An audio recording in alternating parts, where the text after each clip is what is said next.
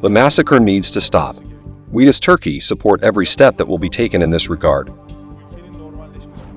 Turkey has thrown its weight behind Syria's newly formed Al-Shara government, marking a significant shift in regional dynamics.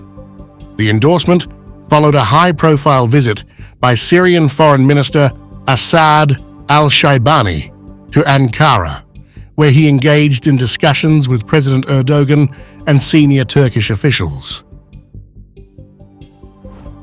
At a joint press conference, Turkey's Foreign Minister Hakan Fidan underscored Turkey's commitment to stabilizing Syria under its new leadership. He highlighted the urgent need for lifting international sanctions to support Syria's reconstruction and facilitate the return of millions of displaced citizens. Sanctions must be lifted in order to provide basic public and infrastructure services.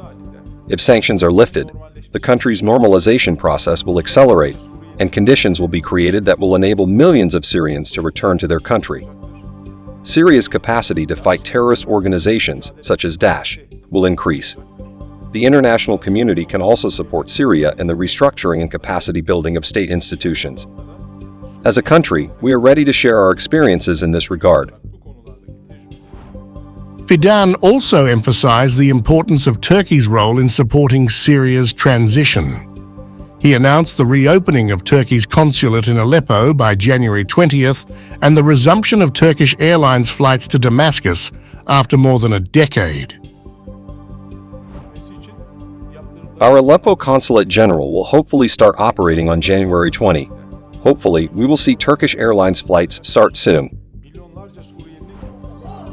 The Al-Shara government, which emerged following the ouster of Bashar Assad in late 2024, is working to establish regional and international alliances.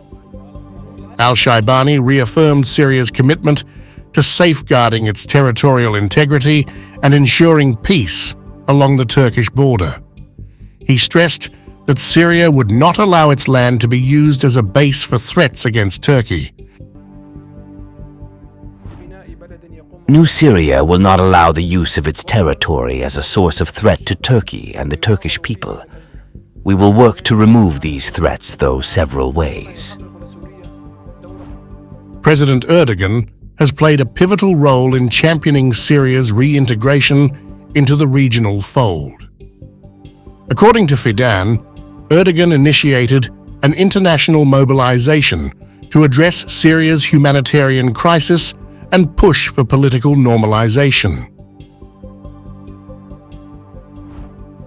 This partnership signals a turning point in Turkey-Syria relations, which had been strained for over a decade due to the Syrian civil war and Turkey's concerns over Kurdish groups near its borders.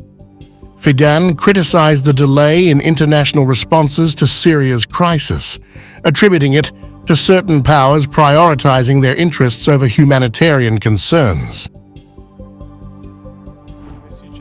From the very beginning, our president initiated an international mobilization, particularly by emphasizing the humanitarian aspect of the incident. Of course, this was postponed and delayed by certain powers, because the entire international community saw that the diplomatic activities of many well-known international actors were actually to buy time for Israel's operations.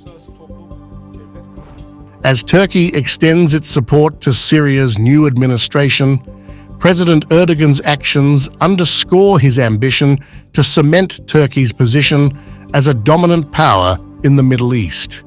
By backing the Al-Shara government, Erdogan is not only fostering regional stability, but also positioning himself as a key leader, capable of reshaping alliances and addressing the challenges of prolonged conflicts.